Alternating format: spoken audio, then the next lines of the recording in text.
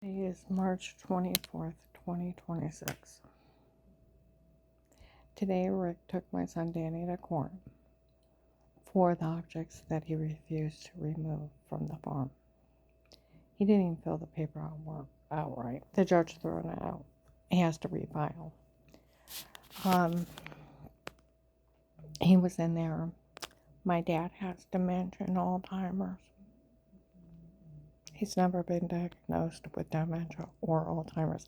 That is him mentally abusing Carl. It's called senior abuse.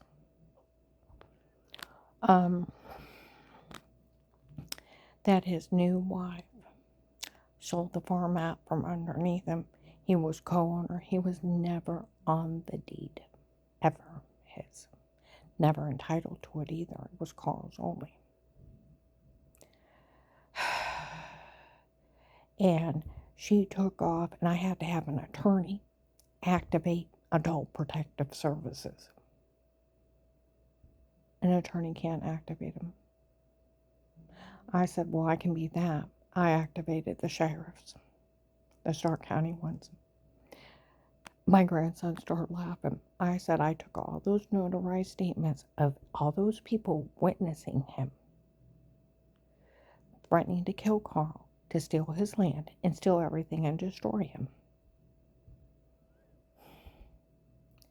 And I sent him into the sheriff's.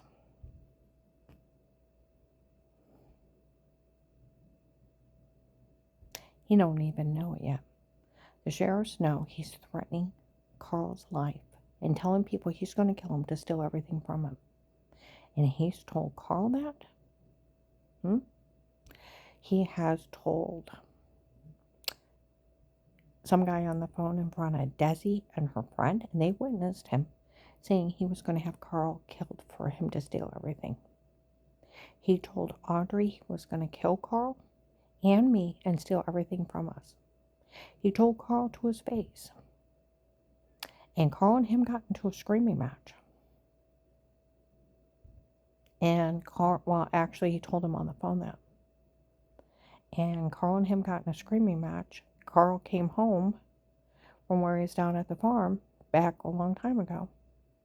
Last year. Came home, went to the closet, got his bin of pictures out. He sat on the floor ripping them off.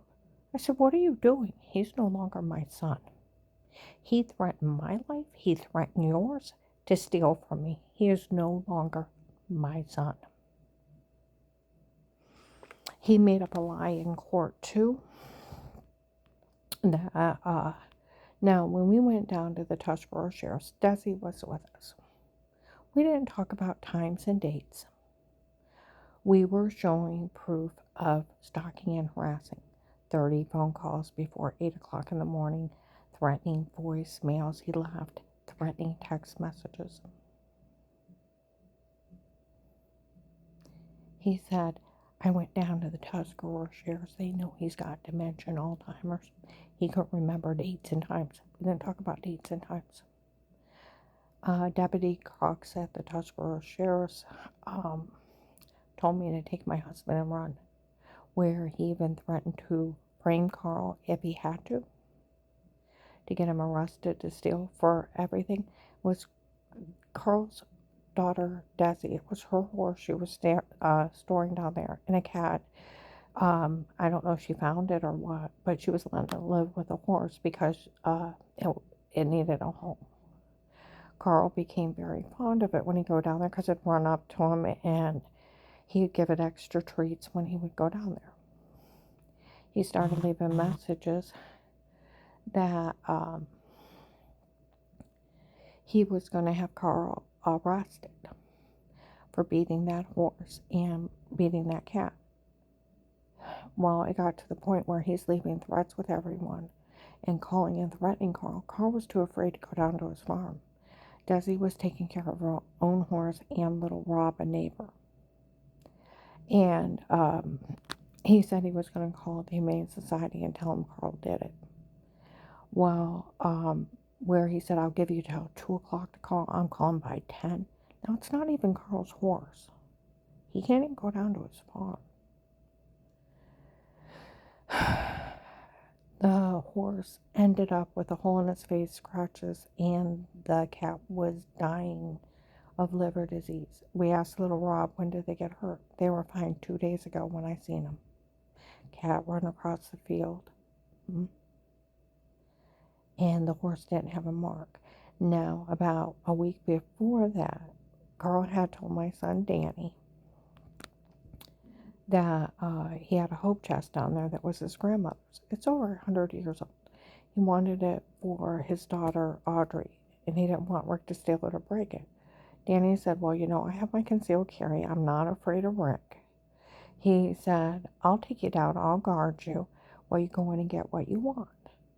He said he won't touch you, and I'll make sure of it. He takes him down there, and there's no one else there but him and Carl. And I had never been down there yet. Danny took pictures of Desi's horse, and it's perfect. Perfect. Okay? And he got the hope chest, and they got out of there. And I have the pictures of it perfect a week before. Carl's not been back down there. He leaves those threatening messages. And that horse ends up with a hole in his face, scratches, and the cat's dying of liver disease.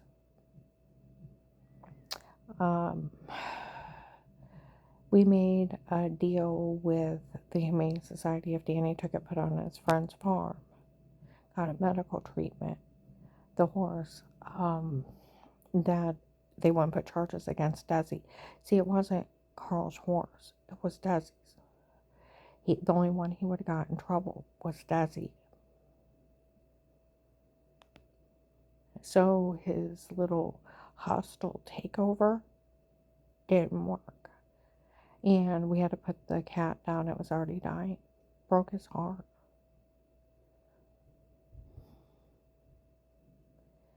He left threatening voicemails. Now, the only thing I've ever said to Rick, I answered the phone. I went, hello? Hello? Who is this? Where's my father at? I hung up. That's it. Never met him in person. Threatening voicemails like you wouldn't believe. Calling me an old hag. That, how do you live with yourself? He's got dementia and Alzheimer's. He's never been diagnosed with dementia or Alzheimer's.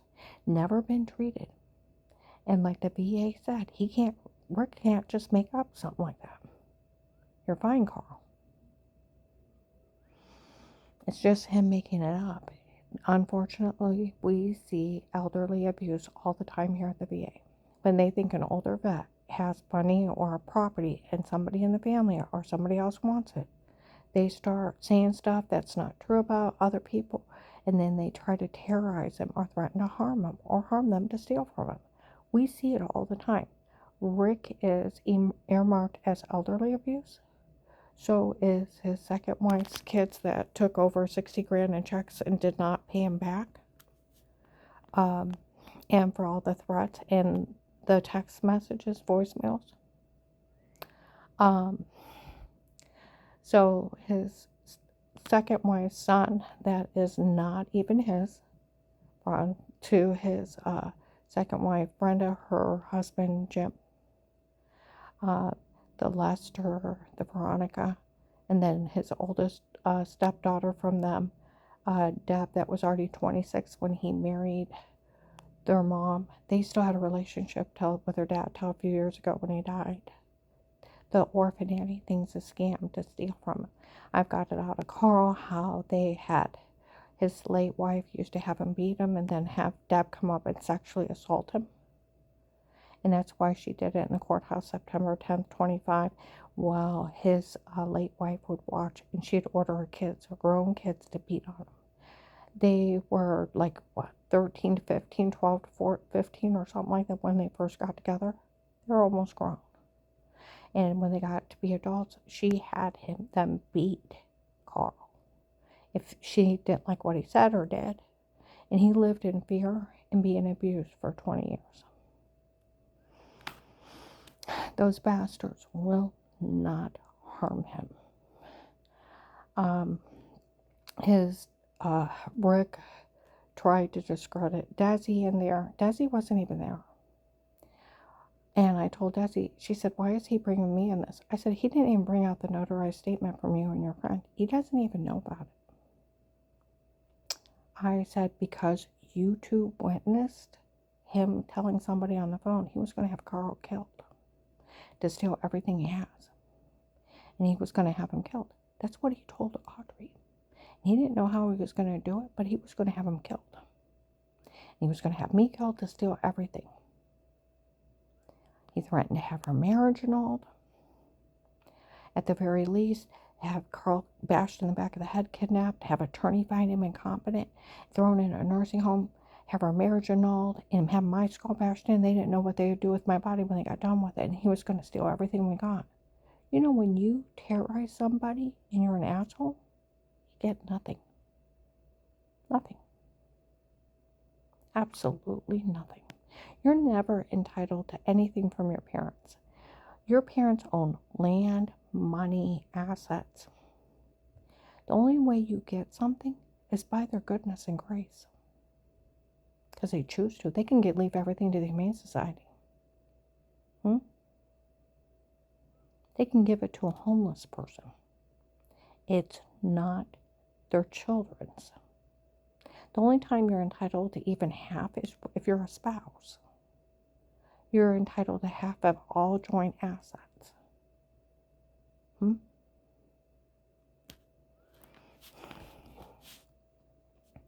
And so this terrorizing of Carl, and then having that Henry Moffy yell stuff in the mall, how he's going to have his son come over our apartment, take him away by force, and then have the family go through and steal and rob my home. Don't threaten to kidnap my husband, and don't threaten to rob me in public. I'm tired of it.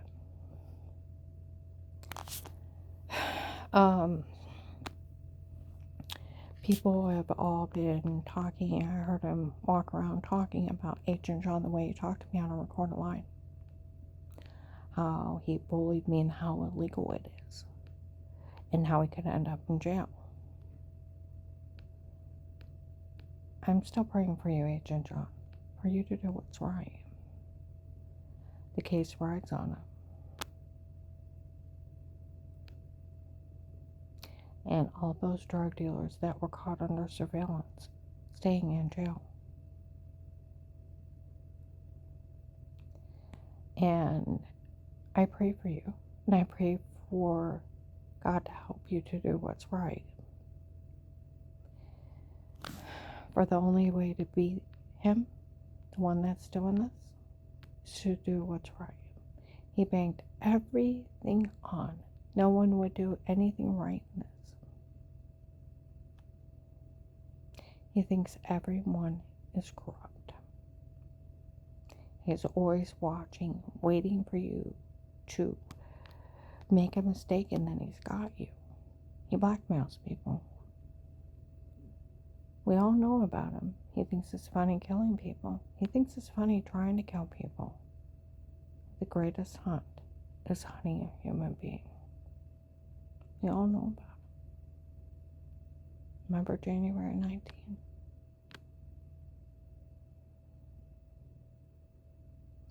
And the only way to beat him is to do what's right.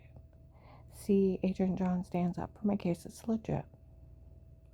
Was an attempt to lie case with statements. There was attempts on her life. There was threats. There's a court order for the police to monitor her and around her. Money and immunity. Of course, I'm going to pay Karen. I don't extort money out of the government. I don't steal from the government. And right on Google, if an FBI agent tries to take an informant's money, it's extortion of the government. If they tell an informant, victim, or witness they can't say anything, it's blackmail. If they tell on a victim calling for help, it's obstruction. If they bully a victim into saying they're lying and under threats of arrest, it's badgering. Obstruction of justice and tampering with a witness. All those are 20-year sentences to 30. If they tell anybody not to believe them, not to help them, they go into attempted murder. If they allow people to harm them in retaliation, it is attempted murder in 20 to 30 years. Everything that happened to me was illegal. I pray to God, Agent John, you tell them that it was an act to get who was involved. They said they had sodium pentothal reports. They were drugging me to get the truth out of me. You wanted their drug connections. You were acting that way. Does the consequences of your actions depend if thousands of drug cartel get out of jail and if they sue the government for false arrest under you defrauding me? And they have threatened that for the last 2 years, and now they're sending out where you let them hear you bully me and make fun of me on the phone. With all those threats and cackling at me, they taped you, and they're sending it out to police departments, trying to get you arrested, trying to get the case thrown out like they promised. That's where the drug cartel showed up afterwards. And it's already came out this whole thing is nothing but Henry Mavi, his daughter Michelle, which is Katie's family members, drug debt to drug dealers. They were running a scam on the FBI, where Strange hated the government. He thought he could con them out of money, blackmail an agent, turn it around on them. They were talking in 23, where that Pete thinks he's funny, harassing that agent. That agent has him. You can turn this around on him real quick. You need to. You know, my heart's heart in the pit of my stomach. I always wanted you to send, like Officer John or Mark, over with my money and a thank you letter and apologize for letting me live through so much. You appreciated my help because you got so many drug dealers. And do what's right on your own. And it makes me sick, the thought that if you had to do what's right now was because they were blackmailing you, trying to get the case thrown out. And they're threatening to sue for false arrest under fraud for millions in extended amount of money because those drug dealers got arrested on a fraud case. If an FBI agent opens a fraud case, it's 20 to 30 years.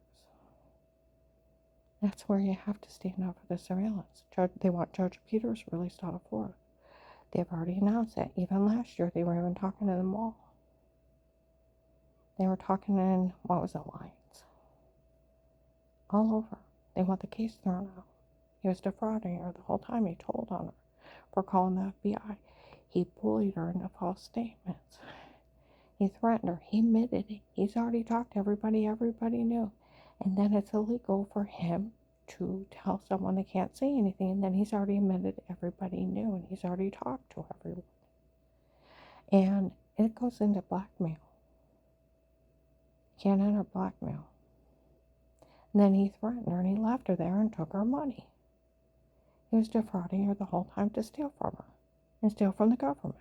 Can't use fraud. He had no legal right. She's either an informant for the FBI in a real case, or the surveillance gets thrown out against the drug dealers, and then they're going to sue.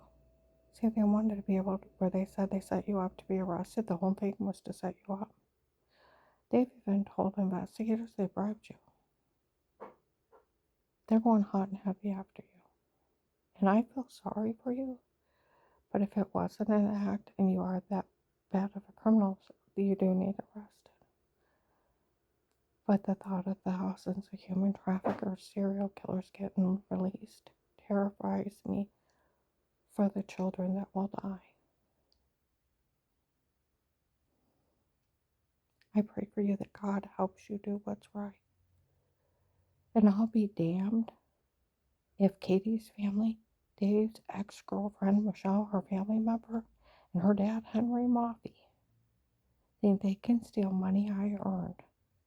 And I got my skull bashed in, raped and tortured, beat with internal injuries till they almost ruptured my stomach, damaged shoulder, damaged ribcage. I have a dent in my head. They almost killed me. I was human trafficked.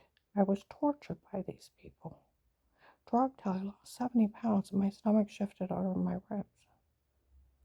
Hmm? Well, the government got surveillance on the cartel they were using to abuse me, that they think they can steal from me. The money I earned trying to save my children's lives and helping the government get information on those people. And that money is meant for me to help take care of my children. They will not steal from me or my children. That I can use that money to help them. I almost died to save them. I prayed for you. I've prayed for you several times that God helps you because the actions of your consequences of your actions. There's thousands of lives at risk. Those human traffickers get released on a technicality that you were defrauding me to steal from the government. And then they sue for false arrest under fraud. That's millions of dollars. They're planning on, they already announced it, endless amount of money they're going to extort from the government. She's either a paid informant, he stands up for the case, and for some reason, they think you'd rather go to jail for 100 years. Why is that? See, I can't figure that out. But they tell everybody they got you in their pocket. They're blackmailing you. Turn it around on them that it was an act. You're not corrupt. I pray for you. Because in my heart's heart, and deep in the pit of my stomach, I wish you would have done the right thing on your own. It makes me sick that it comes down to this and they have to use what you did to me against you to make you do what's right or lose a whole case. Did you ever find out who was in the courthouse September 10th, 25, calling the case fraud? Trying to get it thrown out, telling people they were agents? And who's sending out the emails of you bullying me? And it's supposed to be from you. Proving you were bullying me and badgering me. Say you're lying, I'll arrest you. Say you're lying, I'll put you in jail. And they're laughing at me like Satan himself. You know they're sending it out and it's supposed to be from you. Trying to get your case thrown out. Then they went into investigators and told everybody you took a bribe.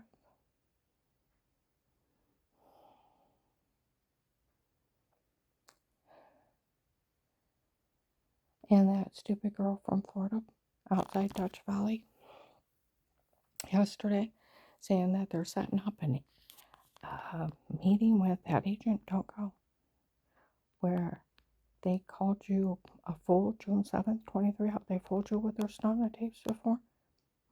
Dare the FBI July 9th, 23. And then last year they wanted you to explain yourself. You said you didn't care what happened to me, and then you arrested the drug dealers. And they kill agents. That retired CIA agent that I worked with at this one place, she had retired. She was a sniper and she got captured, got drugged real bad. She still talks to him. She knew about my case. And go outside and talk to him. Okay?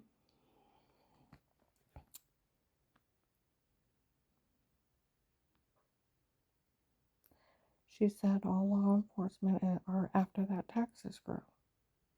They have killed both FBI and CIA. There's not going to be any meeting with one big person. They trick you into showing up. They kill agents. And for every drug dealer you got arrested, they'll just take you out. For God's sakes, don't show up.